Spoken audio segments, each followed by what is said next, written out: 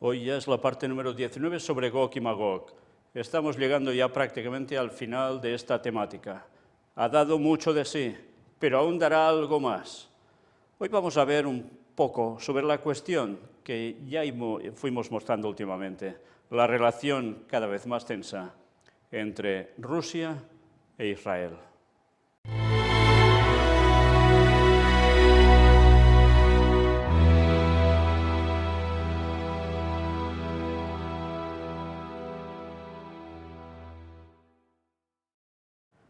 Pues vamos a hacer un repaso hoy precisamente de lo que tiene que ver entre Rusia e Israel, pero que evidentemente esto no va de ellos solos. Era una noticia del 8 de julio de este año, 2022.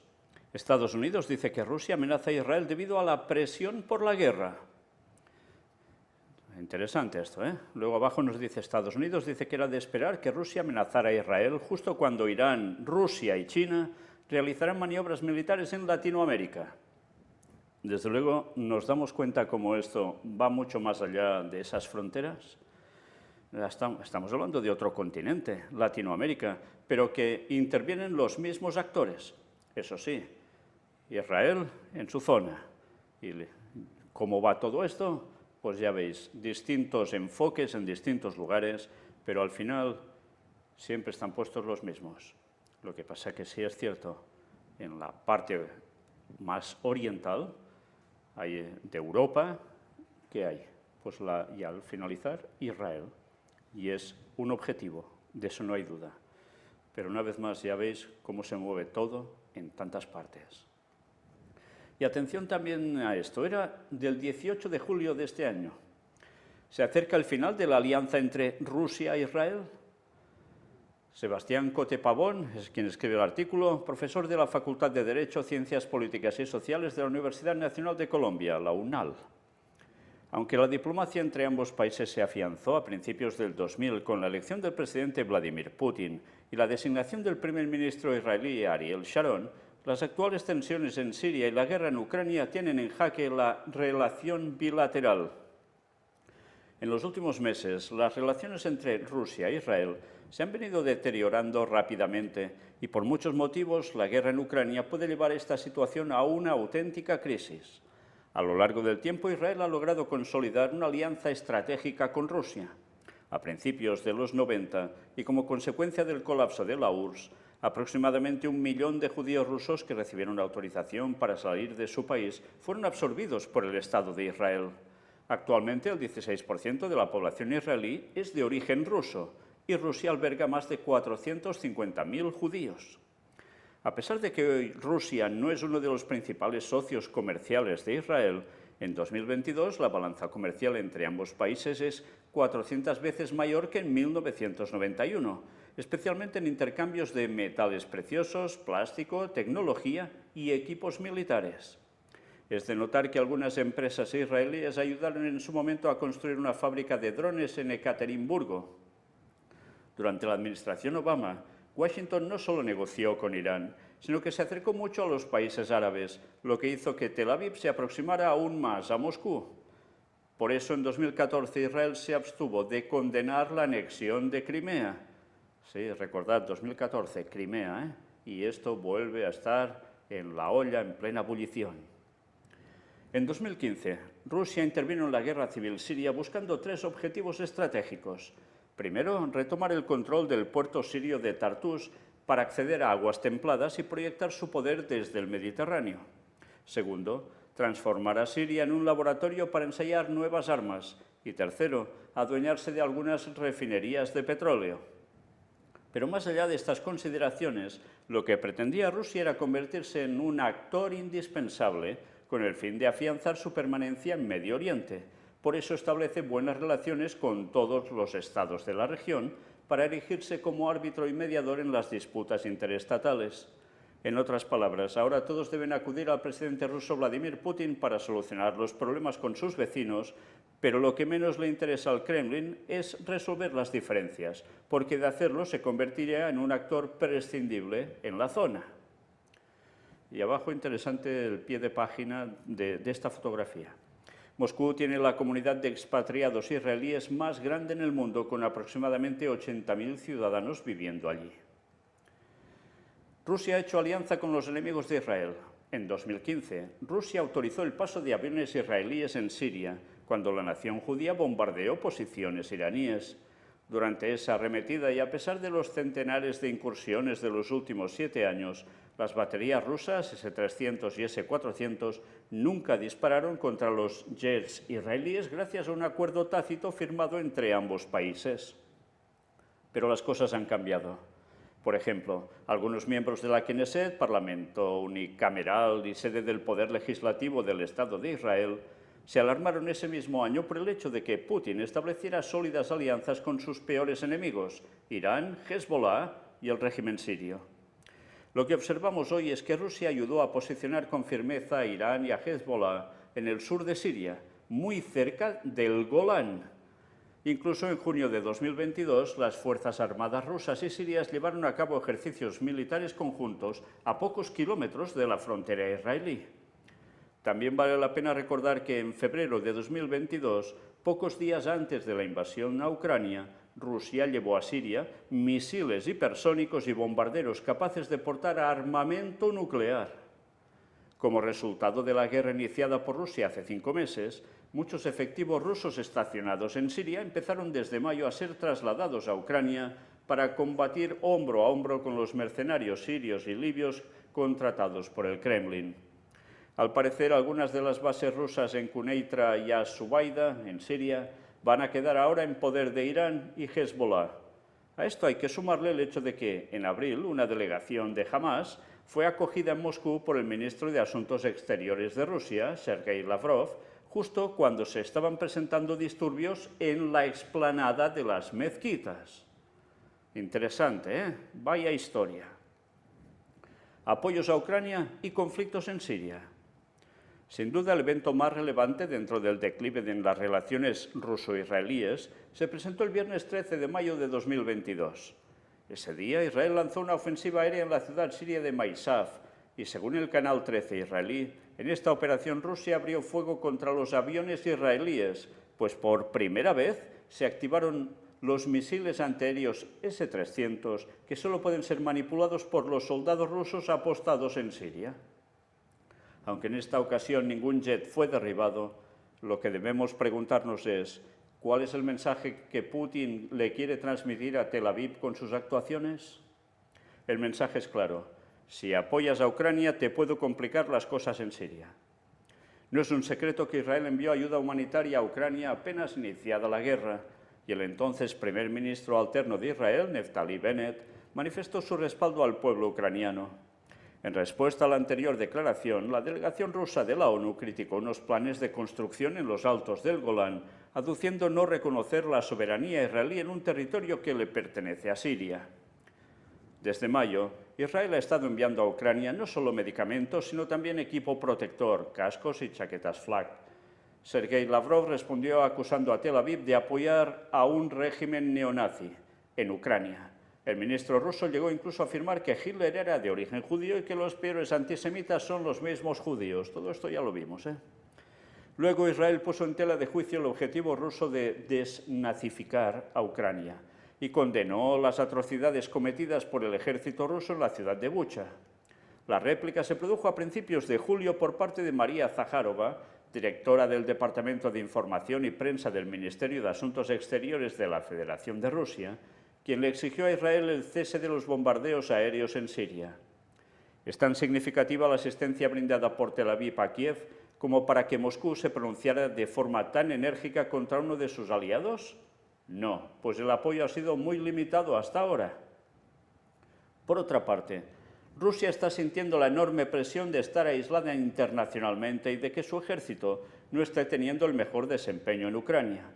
De ahí que necesita acercarse ahora más que nunca a unos aliados que constituyan un bloque, Irán, Siria y Hezbollah, en detrimento de otros aliados. Ahora bien, ¿por qué Israel respalda a Ucrania a pesar de que esto puede causar la ruptura de una alianza estratégica con Rusia?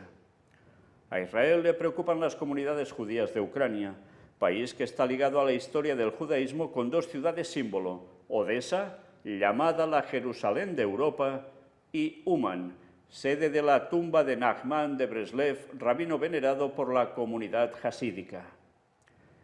Lo que vale la pena analizar es si, ante la evidente preocupación de Israel por Ucrania y debido a la insistencia a Kiev, esta nación le venderá el sistema de defensa antimisiles Cúpula de Hierro.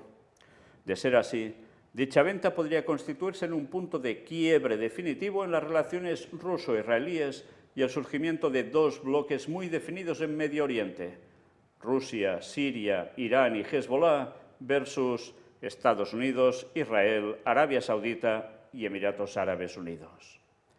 Todo parece indicar que en el Oriente Europeo se está escribiendo un nuevo capítulo de inestabilidad para el Oriente Medio, región que ya es la más volátil, caótica y estratégica del planeta. Bien, yo no sé qué os ha parecido este artículo, pero desde luego es un repaso de una historia relativamente reciente y ya veis cómo está cambiando y hacia qué está desembocando, realmente con los personajes que cita la profecía. Da que pensar, ¿no? Pues mirad si da que pensar que el 21 de julio aparecía este escrito en un medio evangélico que dice: Rusia, Irán y Turquía protagonizan momento impactante y Ezequiel 38 se vuelve tendencia mundial. La cita bíblica Ezequiel 38 fue tendencia todo el día de ayer debido a la unión de tres personajes significativos: el presidente de Turquía, el presidente de Irán y ahora el presidente de Rusia. Según The Washington Post, el presidente de Rusia, Vladimir Putin, hizo un viaje internacional poco común a Irán en el transcurso de esta semana, mientras que la guerra en Ucrania se agrava más y Occidente está cada vez más en tensión por las decisiones de este mandatario. Una mezcla de desconcierto y preocupación ha causado la visita de Putin a Irán, ya que tanto ese país como Rusia han sido rechazados por muchas naciones, y entre ellas está Estados Unidos. El punto que une a todos estos países que han sido de alguna manera excluidos es que buscan poder a toda costa, algo que es demasiado evidente por sus acciones. Ahora, Putin reforzó mucho más sus lazos con sus aliados, siendo Irán y Turquía sus más cercanos. Este tuvo la oportunidad de reunirse con el líder supremo de Irán, el ayatolá Ali Khamenei, y el presidente iraní Ebrahim Raisi, mucho antes de que pudiera verse con Recep Tayyip Erdogan, presidente turco. Fijaos cómo Turquía, estábamos viendo también aquí, cómo va de aquí para allá, siempre sorteando para estar bajo el mejor paraguas, para poder seguir con lo suyo. Pero esto ya sabéis que se va a acabar. CBN News analiza que esta visita se produce después de que Biden haya visitado Israel, país que es amenazado constantemente por Irán. En ese encuentro, las acciones del país iraní fueron discutidas como un problema global de larga data para el que hasta ahora no se le halla solución. Al parecer, esta reunión, junto con otros problemas de carácter mundial, hicieron que distintos pastores y expertos estén analizando que el tiempo de Ezequiel 38 ha llegado y el fin está mucho más cerca de lo que se cree o contempla. El pastor Greg Laurie de Harvest Christian Fellowship y el autor Joel Rosenberg han sido solo algunos de los que han hablado abiertamente sobre el tema y cómo la palabra se está cumpliendo en este tiempo. Interesante cómo los evangélicos, parte de ellos, sí que ven en esto un cumplimiento profético. El punto clave es que la tendencia Ezequiel 38, viralizada en Twitter, hace referencia a la guerra de Gog y Magog, de la cual hay quienes piensan que aún no se ha cumplido. En este caso, Gog sería un individuo que será un futuro líder de Rusia y así estaría frente a Magog. El libro de Ezequiel habla de que Gog atacará a Israel y sus naciones aliadas, pero que Dios intervendrá y vencerá a sus enemigos. Y nos citan el texto de Ezequiel 38 del 14 al 16. Por tanto, profetiza, hijo de hombre, y di a Gog: así ha dicho Jehová el Señor, en aquel tiempo cuando mi pueblo Israel habite con seguridad, ¿no lo sabrás tú? Vendrás de tu lugar, de las regiones del norte, tú y muchos pueblos contigo, todos ellos a caballo, gran multitud y poderoso ejército, y subirás contra mi pueblo Israel como nublado para cubrir la tierra. Será al cabo de los días, y te traeré sobre mi tierra para que las naciones me conozcan cuando sea santificado en ti, oh Gog, delante de sus ojos. Según expertos, la misma Biblia da las coordenadas para que se pueda identificar a todos los protagonistas de este contexto. Desde una perspectiva bíblica, cada vez que tienes instrucciones dadas en la Biblia, siempre comienzas con Israel como el centro de la brújula, y habla de estas naciones que vienen de las partes más lejanas del norte. Si solo haces una línea recta al norte de Israel, aterrizarás en el medio de Rusia, explicó Jeff Kinley, autor y experto en los últimos tiempos. Está hablando de gente del mundo evangélico. Es ahora cuando aparece esta reunión de Rusia, Irán y Turquía, y de inmediato fue catalogada como un cumplimiento profético por muchas personas en redes sociales, aunque otras más lo negaron expresando que están involucrando este contexto en una profecía bíblica equivocada. Por todo lo anterior explicado y mucho más, es imposible que muchos no dejen de vincular lo que está aconteciendo como el inicio del fin de los tiempos y la segunda venida de Cristo. Pero ciertamente ninguno sabe la fecha ni la hora en la que el Señor ha de venir, por lo que no es prudente que los creyentes proclamen con seguridad análisis y especulaciones acerca de este tema tan delicado e importante. Fijaos una vez más con esa mala interpretación del día y la hora, nadie sabe. Recordad que el texto en verdad lo que dice es que nadie da a conocer, sino solo el Padre. Cambia la cosa, ¿eh? Pero si sabemos lo de los 6.000 años y que eso acaba en 2031, sí o sí, no hay otra. Por tanto, todas las cosas profetizadas que aún quedan por cumplir, desde ahora en adelante, se irán cumpliendo sí o sí también. Aunque también hemos de decir una vez más que después de haber mostrado tantas conferencias sobre Gog y Magog, ya empezamos a saber discernir lo que se va a cumplir y lo que no de esa profecía, porque había cosas que dependían de un cierto momento que no pudo ser, y después lo que queda, lo que sí se podrá cumplir, es lo que toca para ahora, para nuestros tiempos. Y eso debemos tenerlo claro. Si no, no entenderemos nada y nos vamos a liar más, que más, que más. Solo queda orar y velar estando siempre en la presencia de Dios, pidiendo un corazón correcto que agrade al Señor y anhelando que su reino se establezca en el mundo. Y ya sabéis que todo esto tiene que acontecer, pero ya sabéis que hay algo con lo que ellos no cuentan, y es que Satanás va a aparecer haciéndose pasar por Cristo. Por tanto, ya veis qué trampa satánica, porque hay mucha parte del mundo evangélico que se ve venir la profecía encima en este sentido, pero por no saber distinguir lo otro, van a caer de 4 patas.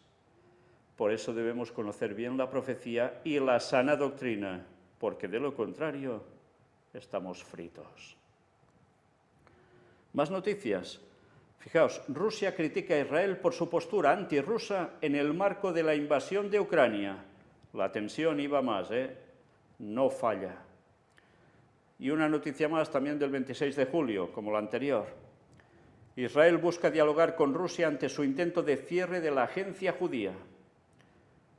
Israel sigue dispuesto a conversar con Moscú ante su intento de clausurar la agencia judía en Rusia, dijo hoy el primer ministro en funciones israelí, Yair Lapid, después de que el Kremlin llamara a no politizar la situación creada tras su petición de cerrar este organismo promotor de la inmigración judía. Si surgen problemas legales en relación con la importante actividad de la agencia judía en Rusia, Israel está, como siempre, listo y preparado para entablar un diálogo, aseguró un portavoz de Lapid en un comunicado donde recalcó la importancia de los vínculos bilaterales vigentes entre ambos países. Sí, ya sabéis, es esa agencia que desde Rusia sirve para enviar judíos ¿hacia dónde? Hacia Israel. ¿Y qué dijo Putin? Pues que esto se debía parar. Sí, la agencia esta, lo más seguro es que se iba a cerrar. Tensiones continuamente, cada vez más, entre Rusia e Israel. Mirad si no, 28 de julio de este año también. Israel teme un escenario de pesadilla a medida que se intensifica la crisis con Rusia. ¿Por qué de pesadilla? Porque ya saben, como dijo Netanyahu, que lo veis abajo a la derecha, al lado de Putin, que él ya sabía que de las Escrituras hablaban de que Israel sería atacado por Rusia.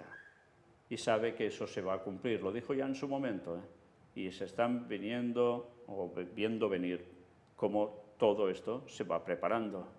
Por desgracia, como siempre, las cosas que no se pueden aplicar de esa profecía y las que sí, entre ellos se mezclan y por tanto se hacen un buen lío a la hora de la verdad, pero hay una directriz general que se va a cumplir y lo saben. Y ahora el 1 de agosto y aparece esta noticia. Chabad y Putin pugna por valioso acervo. Los trágicos acontecimientos que se registran en Ucrania dejan ya su impronta en las relaciones entre Israel y la Federación Rusa. Y esto lo escribió el doctor Israel Hamitovsky, medio israelí, claro. Los trágicos acontecimientos que se registran en Ucrania dejan ya su impronta en las relaciones entre Israel y la Federación Rusa. Por lo pronto, por decisión del gobierno ruso, la agencia judía deberá clausurar sus puertas en Rusia y desde Israel se están desplegando ingentes esfuerzos para derogar tal medida, aunque hasta el momento sin éxito alguno. Sin embargo, en otro espacio hace mucho tiempo que surgió una controversia entre el movimiento Chabad y el gobierno ruso, que hasta el momento no se ha resuelto y en la que podría estar involucrado el gobierno de Israel. Un valioso acervo cultural compuesto por todos los libros escritos por el último rabino de Lubavitch, así como 12.000 volúmenes, 50.000 documentos de gran valía y entre ellos 381 manuscritos que se reunieron y conservaron desde fines del siglo XVIII hasta nuestros días, es reclamado por Chabad a los efectos que todo este valiosísimo acervo histórico y religioso sea trasladado a la central del movimiento sito en Estados Unidos. Por su parte, Rusia sostuvo que, habida cuenta que el último rabino de Lubavitch no tenía hijos ni herederos, cabe su nacionalización y apropiación. Ante la negativa rusa, Chabad solicitó el apoyo del Senado norteamericano y recurrió a la justicia federal norteamericana. Rusia no compareció aduciendo falta de competencia, de tal suerte que las audiencias se celebraron con la presencia de una de las partes. Hace aproximadamente 10 años, dicho juzgado emitió una sentencia obligando a entregar al movimiento Chabad todo el acervo del movimiento sito en bibliotecas públicas de Rusia o todo otro lugar de la Federación Rusa. La sentencia dispuso igualmente una multa diaria de $50.000 a Rusia ante todo día de retraso en la devolución del antedicho patrimonio. Por su parte, Rusia sostuvo que la sentencia configura una categórica violación del derecho internacional. Esta sentencia fue igualmente un motivo de tensión entre Estados Unidos y Rusia, a tal punto que buques pertenecientes al gobierno ruso se abstuvieron de llegar a las costas norteamericanas ante el temor que pudieran ser embargados. Durante la Primera Guerra Mundial, este acervo fue confiscado por las autoridades soviéticas de la época y trasladado al Museo Lenin de Moscú. En el año 2013, el gobierno de Putin resolvió trasladar paulatinamente el acervo de Chabad al Museo Judío de Moscú, medida que fue anunciada por Putin en una reunión de prensa que contó también con la presencia de representantes de Chabad. La medida suscitó controversia entre los mismos integrantes de la comisión de Chabad encargada de recuperar el antedicho patrimonio. Para algunos de ellos fue el primer paso hacia la meta anhelada. Para otros se trata meramente de una medida tendiente a reducir la presión internacional sobre el gobierno de Rusia. Hasta el momento, todos los esfuerzos desplegados en la ejecución de la sentencia en lo referente al cobro de la multa antedicha no arrojaron fruto alguno. Hace más de un año y durante el gobierno anterior, Israel se comprometió a transferir a nombre del gobierno ruso el bien inmueble perteneciente a la iglesia Zar Alejandro y ubicado en la parte antigua de Jerusalén.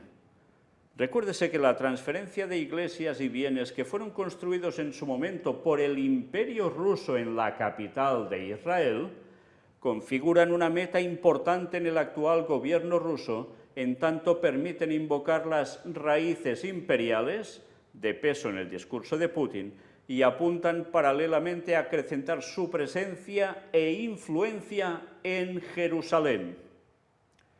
Pues bien, hace pocos días Uri Keidar, abogado de Chabad Mundial, solicitó a la asesora jurídica del gobierno de Israel, Galia Barkaf Miara, condicionar y congelar dicha operación jurídica hasta que paralela y simultáneamente se reintegre todo el patrimonio de Chabad a la sede central del movimiento sito en Estados Unidos. Su postura fue clara y rotunda. Habida cuenta que el acervo de Chabad es parte trascendente e inseparable de la tradición judía, el Estado de Israel no puede estar al margen en esta justificada lucha. Ya veis qué cosas, ¿eh? Cuando parece que es una cuestión de papeles, de escritos, de manuscritos, claro, de personas judías con un peso religioso, y hay una disputa por esos papeles, resulta que de aquí aparecen también otras cosas, como el peso que tiene Rusia dentro de Jerusalén. Sí, de cuando el Imperio ruso hizo ciertas cosas allí. Y eso les da un peso y una importancia que mira por dónde les trae un gran problema ahora ¿a quién? A Israel. Una vez más nos damos cuenta cómo todo se va complicando paso a paso entre ellos. Pues noticia del 2 de agosto. Conflicto entre las superpotencias. Israel debe elegir a Estados Unidos. Jerusalén debe profundizar el diálogo estratégico con Washington para alinear posiciones y formular un plan de acción frente a los eventos, tanto regionales como internacionales. Ya que veis en la foto a Joe Biden y Yair Lapid. Esto es un medio israelí. Y ya veis, la tendencia clara que deben tener, ya les dicen claramente, sí, muy claramente, tienen que ir al lado de Estados Unidos. Por tanto, si hacen esto, ¿las tensiones con Rusia van a ir a menos? Todo lo contrario. Finalizando por hoy, noticia del 16 de agosto, ya no hace tanto, Rusia responsabiliza a Israel de violar la línea de demarcación en los altos del Golán. Los militares rusos recordaron que Israel no tiene derecho a cruzar la línea alfa, como estipula la correspondiente resolución del Consejo de Seguridad de la ONU. Y aquí veis en la fotografía estos altos del Golán. Vaya zona tan conflictiva. El Centro Ruso para la Reconciliación de las Partes Beligerantes en Siria ha denunciado este martes, citando información de la parte siria, la violación por parte de Israel de la línea de demarcación en los altos del Golán. El jefe adjunto del centro, Oleg Yegorov, declaró ante la prensa que este lunes un tanque de las Fuerzas de Defensa de Israel partió desde el monte Tel El Fara rumbo a la localidad de Ash-Shabah y luego se detuvo durante 10 minutos en otra localidad, apuntando el cañón hacia las posiciones del ejército árabe sirio detrás de la línea de demarcación Bravo, después de lo cual regresó en dirección contraria. Según Yegorov, de esta forma las fuerzas israelíes violaron deliberadamente la línea de demarcación alfa, que no tienen derecho a cruzar en conformidad con los compromisos asumidos en el marco de la resolución del Consejo de Seguridad de la ONU número 350 del 31 de mayo de 1974. Bien, esto es de un medio ruso. Por tanto, os dais cuenta cómo los medios de cada lugar lo que están haciendo es generar aún que se deben posicionar, y no precisamente como amigos, sino todo lo contrario, que la tensión está yendo a más continuamente. Se va preparando el escenario para el cumplimiento profético de Gog y Magog, no el de después del milenio, sino el de antes de la segunda venida de Cristo. Cuidado, ya sabéis que esto va a conllevar algo, porque después de los capítulos de Ezequiel 38 y 39 viene el 40 en adelante, y recordad de qué va eso. Va del templo de Jerusalén, y el plagio satánico será levantar el tercer templo de Jerusalén. Y unos que ya habéis visto, evangélicos, que creen que la profecía va por aquí, van a caer en el gran engaño, porque aparecerá Satanás haciéndose pasar por Cristo, para aposentarse allí, al lado también de alguien que va a poner sus tiendecitas en ese lugar. Y no hablo solo de cuestión militar por parte de Estados Unidos, no. Hablo también directamente de las tiendas de su palacio, que es la Santa Sede, que será trasladada a Jerusalén. Y eso tanta gente no lo sabe. Unos creen que eso no va a pasar nunca. Otros les da prácticamente igual, pero cuando suceda, ya sabéis lo que va a pasar con ellos, Van a caer también rendidos a todo lo que van a contemplar. Y los que saben la verdad, que la van pregonando, gracias a Dios van despertando gente con todo ello. Pero hay muchos que siguen rechazando esta verdad tan clara. En fin, cada uno va a decidir, pero las evidencias están delante nuestro. Y recordad que estamos ya terminando los temas de Gog y Magog. Podíamos extendernos aún bastante más, mostrando muchas más cosas, pero creo que lo esencial, ya está siendo más que mostrado. Yo os he hecho referencia al Templo de Jerusalén, al tercer Templo de Jerusalén, que es lo que ellos aplican al capítulo 40, 41, 42, etcétera, de Ezequiel, y es lo que va a marcar la pauta en este mundo. Y vaya pauta. Próximamente hablaremos de esto y también del otro gran coloso que está en toda esta cuestión, China.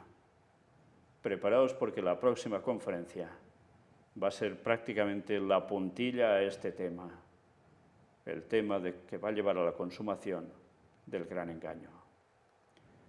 Maranata 2031, todo se va cociendo delante nuestro.